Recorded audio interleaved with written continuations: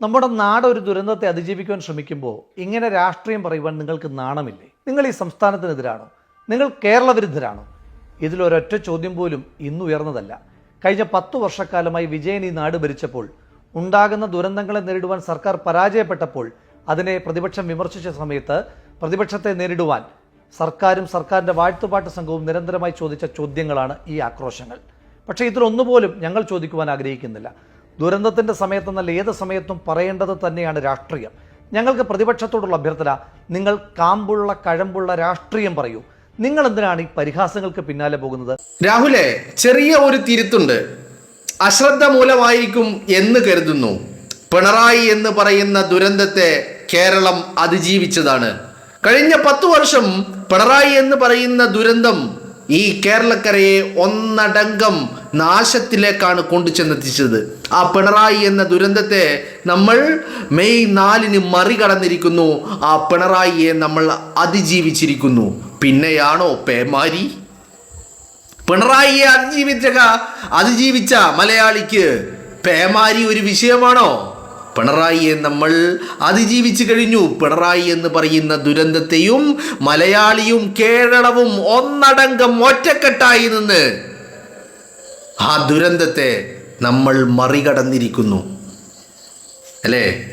ആ മലയാളിക്ക് പേമാരിയെക്കുറിച്ചോ പ്രളയത്തെക്കുറിച്ചോ മറ്റുള്ള ഒന്നിനെക്കുറിച്ചും ഒരു പ്രകൃതി ദുരന്തങ്ങളെക്കുറിച്ചും ആശങ്ക വേണ്ട. പ്രകൃതി ദുരന്തങ്ങൾ നമ്മൾക്ക് ഒരുമിച്ച് നിന്നാൽ അതിജീവിക്കാൻ കഴിയും. നമുക്ക് ചേർത്ത് പിടിക്കലിലൂടെ അതിജീവിക്കാൻ കഴിയും. നമുക്ക് കൈത്താങ്ങിലൂടെ അതിജീവിക്കാൻ കഴിയും. ഇന്ന് നമുക്ക് കൈത്താങ്ങായിട്ട് വി. സതീശനുണ്ട്. സതീശൻ കേരളത്തിലെ ജനങ്ങളുടെ മനസ്സറിഞ്ഞ് അവരുടെ ആഗ്രഹം മനസ്സിലാക്കി, അവരുടെ ഇച്ഛ മനസ്സിലാക്കി അവരോടൊപ്പം ചേർന്ന് നിൽക്കുകയാണ്. വീട് നഷ്ടപ്പെട്ടവരുടെ കൂടെ, ജീവൻ നഷ്ടപ്പെട്ടവരുടെ കുടുംബത്തിൻ്റെ കൂടെ, വീടും കിടപ്പാടവും നഷ്ടപ്പെട്ടവരുടെ കൂടെ, വീട്ടിൽ വെള്ളം കയറി ദുരിതാശ്വാസ ക്യാമ്പിലേക്ക് മാറേണ്ടി വന്നവരുടെ കൂടെ, കേരളത്തിലെ വ്യവസായികൾ കച്ചവടക്കാരുടെ കൂടെ, കർഷകരുടെ കൂടെ, എല്ലാവരുടെയും കൂടെ ചേർത്ത് പിടിക്കലിലെ സാന്ത്വന സ്പർശമായിട്ട് ആരുണ്ട്? വി. സതീശനുണ്ട്. സതീശനുള്ള കാലത്തോളം നമ്മൾ പിണറായി വിജയനെ അതിജീവിച്ചതുപോലെ സതീശൻ നമ്മുടെ കൂടെ നിന്നപ്പോഴാണ് നമ്മൾ പിണറായിയെ അതിജീവിച്ചത്. സതീശൻ ഇപ്പൊ നമ്മുടെ കൂടെ നിൽക്കുന്നു. നമ്മൾ പേമാരിയെയും അതിജീവിക്കും. മനസ്സിലായില്ലേ? അപ്പോ എന്നാണ് നമ്മൾ അതിജീവിക്കുക എന്ന് ചോദിച്ചതിൽ നമ്മൾ അത് അതിജീവിച്ച് കഴിഞ്ഞു. അത് പാസ്റ്റ് ടെൻസ് ആണ് രാഹുലെ. ഇനി പിണറായി ഇല്ല. Pinarayi is the past. Pinarayi was the past, അല്ലെങ്കിൽ Pinarayi is the past. Pinarayi കഴിഞ്ഞ കാലമാണ്. വാസ് അല്ല, ഈസ് തന്നെയാണ്. അപ്പോൾ പിണറായി പാസ്റ്റാണ്. പിണറായിക്ക് ഇനി കേരളത്തിൻ്റെ ചരിത്രത്തിൽ ഇടമില്ല. ഒറ്റുകാരനാണ്. കേരളം കണ്ട കഴിവുകെട്ട നെറികെട്ട സ്വജനപക്ഷപാതിയായിട്ടുള്ള ഏകാധിപതിയായിട്ടുള്ള ഭരണാധികാരിയായിരുന്നു പിണറായി. ഈ ഏകാധിപതികൾക്കൊക്കെ ഒരേ ഐഡിയോളജിയാ, അല്ലേ? ഇപ്പം നരേന്ദ്രമോദിയോട് നിങ്ങൾ ചോദ്യം ചോദിച്ചു നോക്കൂ. അപ്പോൾ എന്താ പറയുക? നിങ്ങൾ രാജ്യദ്രോഹിയാണ്, നിങ്ങൾ രാജ്യത്തിനെതിരെയാണ് സംസാരിക്കുന്നത്, നിങ്ങൾ സമരം ചെയ്യുന്നത് രാജ്യത്തിനെതിരെയാണ്, നിങ്ങൾ ചോദിക്കുന്നത് രാജ്യത്തിനെതിരെയാണ്, നിങ്ങൾ രാജ്യത്ത് കലാപമുണ്ടാക്കാൻ ശ്രമിക്കുന്നു എന്ന് പറയൂ, അല്ലേ? പിണറായി വിജയനോട് ചോദ്യം ചോദിക്കുമ്പോഴും ഇത് തന്നെയായിരുന്നു. നിങ്ങളൊന്ന് ആലോചിച്ച് നോക്ക്.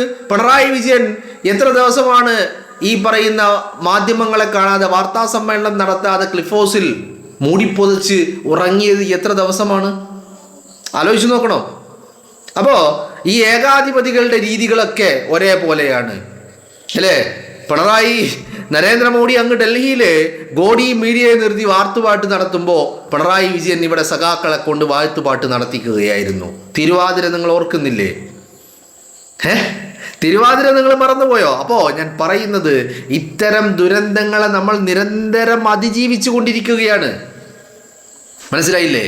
ആ ദുരന്തങ്ങളിൽ പിണറായിയെ നമ്മൾ അതിജീവിച്ചു കഴിഞ്ഞു. Pinarayi is the past. Pinarayi കഴിഞ്ഞ കാലമാണ്. പിണറായിക്ക് ഇനി കേരളത്തിൻ്റെ ഭൂപടത്തിൽ ഇനി സ്ഥാനമില്ല. മനസ്സിലായില്ലേ? അപ്പോൾ പിണറായി ഒരു വിഷയമേ അല്ല രാഹുൽ മാങ്കൂട്ടത്തിൽ. പിണറായിയെ നമ്മൾ കേരളം മലയാളി അതിജീവിച്ച് കഴിഞ്ഞതാണ് എന്നുള്ളതാണ്. നിങ്ങളൊന്ന് ആലോചിച്ച് നോക്കുക. കഴിഞ്ഞ 10 വർഷക്കാലം ഇപ്പോൾ മറ്റൊന്നും വേണ്ട. ഈ 2018 പ്രളയത്തിന് ശേഷം പിണറായി വിജയന് കൊച്ചുമകനെയും മകളെയും കമലയെയും ശിവൻകുട്ടിയെയും ഒക്കെ കൂട്ടിയിട്ട് നെതർലാൻഡിലേക്ക് പോയി അല്ലേ? നെതർലാൻഡ്സിൽ പോയിട്ട് റൂം ഫോർ റിവർ. പക്ഷേ പിണറായി വിജയന് റൂം ഉണ്ടാക്കിയത് ആർക്കൊക്കെയാ? ഒന്ന് മകൾക്ക് ബാംഗ്ലൂരിൽ ഒരു ഓഫീസ് മുറി ഉണ്ടാക്കി കൊടുത്തു. എന്തിനാ? മാസപ്പടി വാങ്ങാന്. പിന്നെ ഒന്ന് പിണറായി വിജയൻ റൂം ഉണ്ടാക്കി കൊടുത്തത് വെള്ളാപ്പള്ളി നടേശനാ. എവിടെയായിരുന്നു? ക്ലിഫ് ഹൗസിനകത്തൊരു റൂം, പിണറായി വിജയന്റെ കാറിൽ ഒരു സീറ്റ്. പിണറായി വിജയന്റെ കാറിൽ എന്ന് പറഞ്ഞാൽ പിണറായി വിജയനെ തറവാട്ടിൽ നിന്ന് വാങ്ങിയ കാറിലല്ല, കേരളത്തിന്റെ പൊതുഖജനാവിൽ നിന്ന് പിണറായി വിജയൻ മുഖ്യമന്ത്രി ആയിരിക്കുമ്പോൾ മുഖ്യമന്ത്രിക്ക് വാങ്ങിയ കാറിൽ ഒരു സീറ്റ്. അങ്ങനെ പിണറായി വിജയൻ അങ്ങനെ റൂമുകൾ ഉണ്ടാക്കുകയായിരുന്നു. റൂം ഫോർ റിവർ അല്ലായിരുന്നു. നിങ്ങളൊന്ന് ആലോചിക്കണം, 2018 പ്രളയത്തിന് ശേഷം ഈ പറയുന്ന ക്ലീനിങ് പ്രോസസ്, എസ്പെഷ്യലി നദികള്, പുഴകള്, ഡാമുകള് ഒക്കെ വന്നടിഞ്ഞുകൂടിയിരിക്കുന്ന കച്ചറകളും മണ്ണും ചെളിയും വാരി ഒഴിവാക്കി അതൊന്ന് ക്ലീൻ ചെയ്തിരുന്നെങ്കിൽ ഇന്ന് നമ്മൾ ഇങ്ങനെ ഒരു വെള്ളപ്പൊക്കത്തെ ഒരു അഭിമുഖീകരിക്കേണ്ട ഒരു ഘട്ടം ഉണ്ടാകില്ലായിരുന്നു കേരളത്തിൽ. മനസ്സിലായില്ലേ? അന്ന് വന്നടിഞ്ഞതൊക്കെ അവിടെ തന്നെ കിടക്കുകയാ. അത് ക്ലീനാക്കിയല്ലേ വെള്ളത്തിന് പോകാനുള്ള സൗകര്യം ഉണ്ടാവുള്ളൂ. അപ്പോൾ അതില്ലാത്തത് കൊണ്ടാണ് ഈ പ്രളയം നമ്മളെ ഇങ്ങനെ ബാധിച്ചു കൊണ്ടിരിക്കുന്നത്. പിണറായി വിജയൻ എന്ന് പറയുന്ന മഹാദുരന്തം, ആ ദുരന്തം 10 വർഷക്കാലം കേരളത്തിൻ്റെ മുഖ്യമന്ത്രി കസേരയിൽ ഇരുന്നതിനുള്ള പ്രായശ്ചിത്തം നമ്മൾ തന്നെ ചെയ്യണം, നമ്മൾ തന്നെ അനുഭവിക്കണം. കാരണം എന്താ? വിജയനെ പിടിച്ച് മുഖ്യമന്ത്രി ആക്കിയതും കേരളമാണ്. അപ്പോൾ അതിനുള്ള ആ തിക്തഫലം നമ്മൾ അനുഭവിച്ചേ മതിയാകൂ. കെടുകാര്യസ്ഥതയുടെ മകൾക്ക് മാസപ്പടി വാങ്ങാനായിട്ട് കേരളത്തിൻ്റെ മുഖ്യമന്ത്രി കസേരയിൽ ഇരുന്ന പിണറായി വിജയൻ ആ ദുരന്തത്തെ പക്ഷേ കേരളം അതിജീവിച്ചു. അതാണ് നമ്മൾ അനുഭവിച്ചു ഒരുപാട്. പക്ഷേ നമ്മൾ അതേ പിണറായി വിജയനെ നമ്മൾ അതിജീവിച്ചിരിക്കുന്നു എന്നുള്ളതാണ്. ഈ അതിജീവനം എന്ന് പറയുന്നത് നമ്മുടെ കൂടപ്പറപ്പാ. അതുകൊണ്ട് തന്നെ പിണറായി വിജയൻ അതിജീവിച്ച കേരളത്തിന്, മലയാളിക്ക് പേമാരിയും പ്രളയവും ദുരന്തങ്ങളും ഉരുൾപൊട്ടലും മണ്ണിടിച്ചിലും ഒക്കെ ദുരന്തമാണെങ്കിലും നമുക്കതിനെ അതിജീവിക്കാൻ കഴിയും. കാരണം ഇപ്പം നമുക്ക് ഒരു താങ്ങ് കൂടിയുണ്ട്. എന്താണ്? VD സതീശൻ എന്ന് പറയുന്ന ജനനായകൻ്റെ താങ്ങ്. ആ താങ്ങ് നമ്മളെ കൂടെ ഉള്ളത് കൊണ്ട് നമുക്ക് ഈ മാർക്സിസ്റ്റ് ഗതിയെയും പേമാരിയെയും ഉരുൾപൊട്ടലിനെയും ഒക്കെ നമുക്ക് അതിജീവിക്കാൻ കഴിയും. അല്ലേ? നിങ്ങളൊന്ന് ആലോചിച്ച് നോക്ക്. കേരളത്തിൻ്റെ പൊതുഖജനാവിൽ നിന്ന് പണമെടുത്തിട്ടാണ് നെതർലാൻഡിൽ പോയത്. അന്ന് പറഞ്ഞത് ഞങ്ങൾ യൂറോപ്യൻ സന്ദർശനം കഴിഞ്ഞ് വലിയ ഫലമുള്ള കാര്യപ്രാപ്തിയുള്ള കാര്യങ്ങളൊക്കെ പഠിച്ചിട്ടാണ് വന്നത് എന്നാ.